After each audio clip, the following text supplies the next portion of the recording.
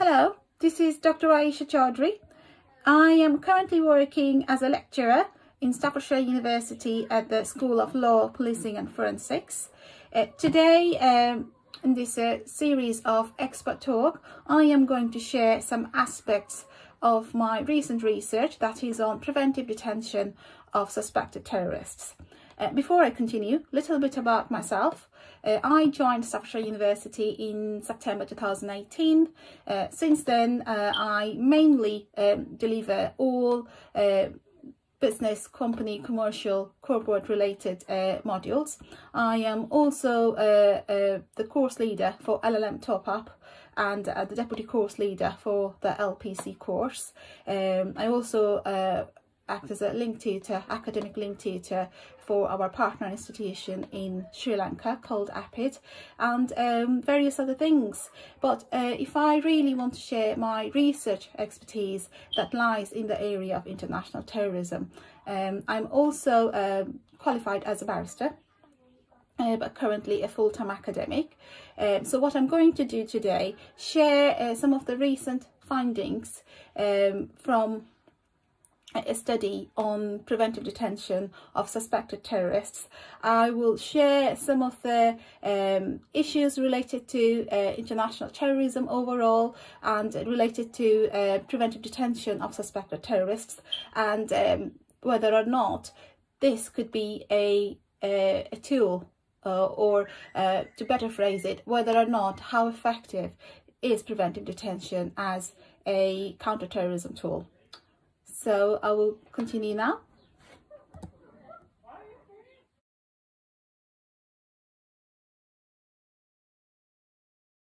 So let's begin with the concept of preventive detention for terror suspects. As you know, terrorism poses a grave threat to our society, and for terrorism, it needs to be prevented before a terrorist attack takes place. One single terrorist attack can cost hundreds of lives, so we cannot afford for a terror suspect to actually take part in a terrorist attack. Sometimes the terror suspect needs to be detained in order to prevent future attacks, and this is why preventive detention is a very popular counter-terrorism tool in many states. Now, this whole concept of preventive detention before a terrorist attack actually takes place is problematic in many ways. Firstly, we're talking about a future crime that has not happened yet.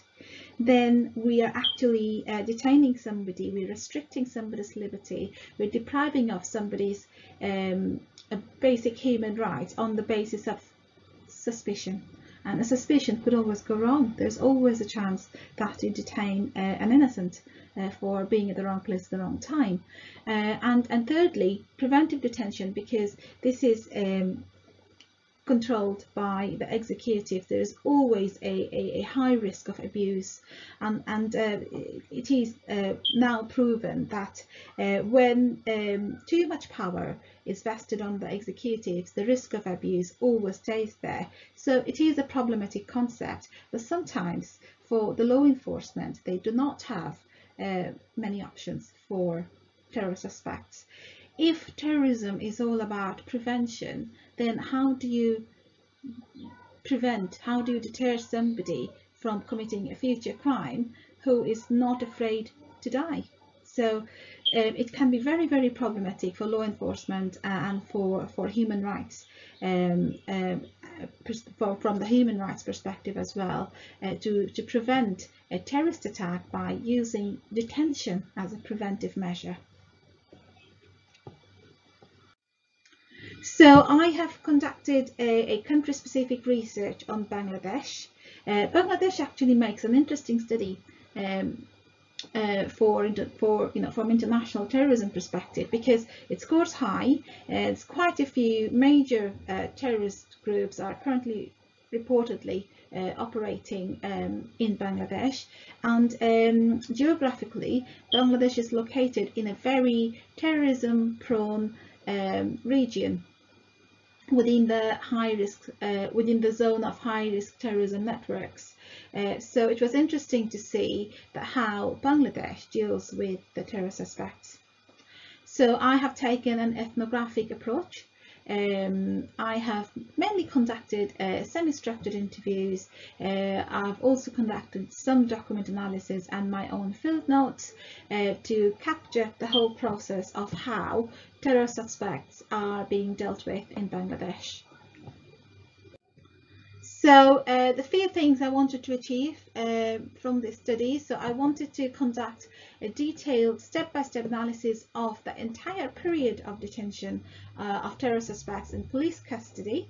I have selected a specialized unit for counter-terrorism, and I have interviewed all the police officers. I have interviewed the lawyers. I've interviewed the human rights activists. I've interviewed a judge and some other government officials as well. So my objective was to capture the whole process of how terror suspects are detained in Bangladesh, and to be able to do that, I needed to develop a theoretical framework, because I also needed to see that where does Bangladesh sit in or fit in the theoretical paradigm, what detention model they actually use, and also to enhance the overall understanding of preventive detention of suspected terrorists with the example of Bangladesh. I mainly captured the policing perspective because I thought that, okay, ethically and you know, risk-wise, I cannot interview the terror suspects. I would never be allowed to do that. So who would be the best group of participants who will have first-hand experience dealing with terror suspects? And that was for me the police. So police deals with terror suspects for their everyday job. So they were the best group of participants who could tell me exactly how a detention takes place and how they actually prevent terrorist attacks by using preventive detentions. In the process, while I was capturing the policing perspective of preventive detention, I also identified the major human rights issues associated with every single step of the process. And at the end, I was able to come up with some recommendations and some strategies that Bangladesh could adopt to improve the current system. So let me start with the theoretical contributions made by this study.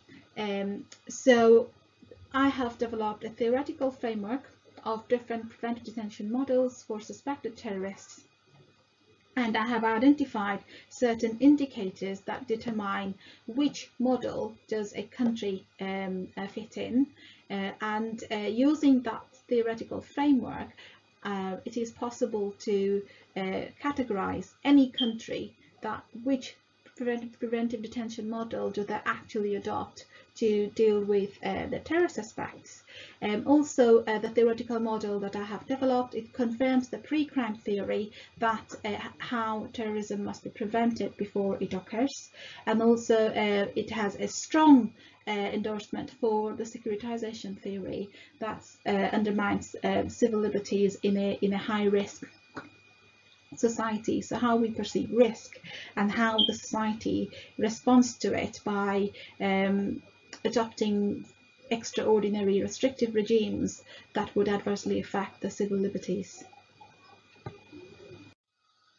So in addition to the theoretical contribution, I was also able to visually represent the current practices of preventive detention in Bangladesh in a 4-stage model. So I have captured the entire process of how Bangladeshi police deals with the terror suspects. So my conceptual framework includes a 4-stage detention model for Bangladesh. So stage 1 was surveillance. And that is an interesting point to begin with, because my perception was that I will start from the arrest, so this is when the detention takes place, to all the way until the suspect remains in police custody. But every single one of my participants started, so every time I asked them, so how do you make an arrest? How do you make a suspicion, and how do you actually arrest a terror suspect? Every single one of them started with the surveillance process, because terrorism is a kind of crime that needs to be prevented before it occurs. There is no complaint. There is, because the attack has not happened yet.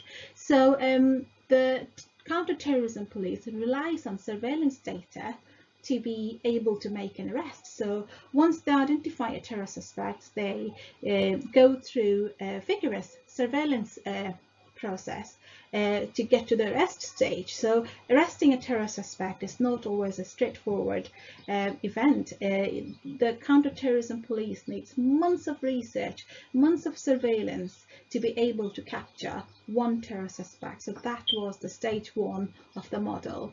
Stage 2 was actually making the arrest, and this was very, very interesting, because unlike ordinary crime, terrorists are dangerous.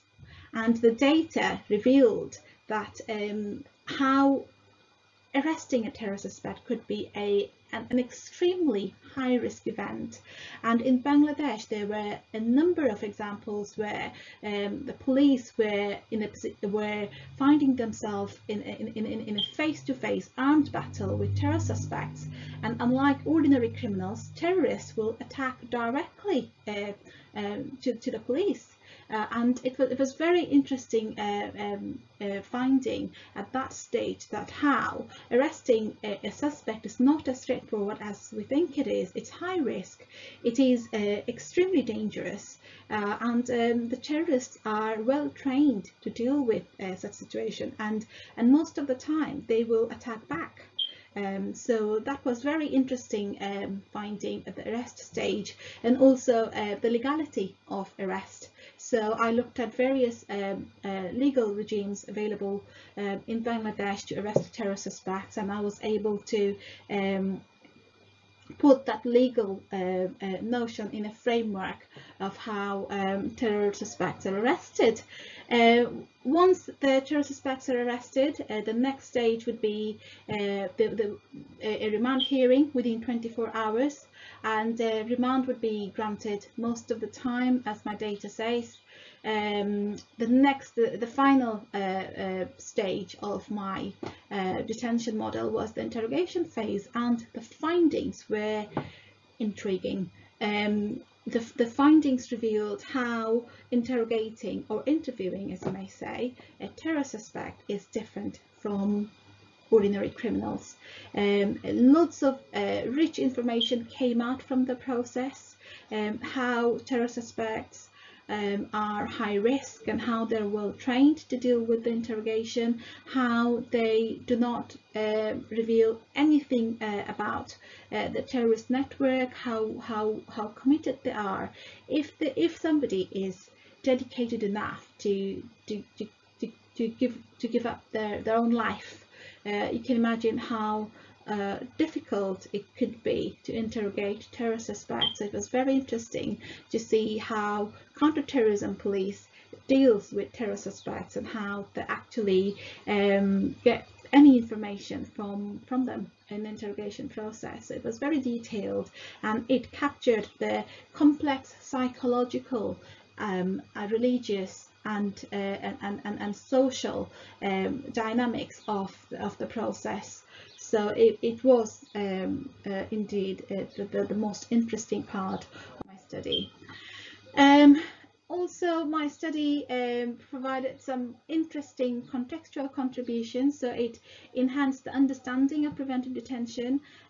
Being a country-specific study like Bangladesh, it kind of showed how a country with limited resources deals with such brave threats of terrorism. It also showed the global challenge, and that is not just for Bangladesh, that is for all of the world, that the technological difficulty, the difficulty of of evidential issues, the secrecy issues, the fact that you're dealing with dangerous, highly capable, trained individuals who are not afraid to die, so extremely high risk. On the other hand, you are quite restricted legally because you are trying to prevent a future crime that has not happened yet based on suspicion, and also the human rights aspect, and that that was a bit. I mean, I kind of discovered the problematic aspect of preventive detention. Human rights breach is almost unavoidable when you adopt an extreme regime like this. And I identified human rights issues to each step of the model that I have developed, and sometimes I found myself wondering that if I am to recommend something to avoid the human rights issues and at the same time to be effective in counter-terrorism, it was a very, very difficult balance to make. But then the key contextual finding of this study has been that terrorists are very, very different kind of criminals who need special legal measures to be dealt with. There is no way I know criminal justice system is fantastic, but there is no way you could deal with a dangerous individual like suspected terrorists with ordinary criminal justice system. It needs way more than that, and that calls for human rights abuse. So it is a very, very difficult choice to make for most. Okay, so this was a brief discussion on my research on the preventive detention of suspected terrorists. If you were interested about this area or have any questions, or in general interested about researching into international terrorism, please do get in touch. Thank you very much.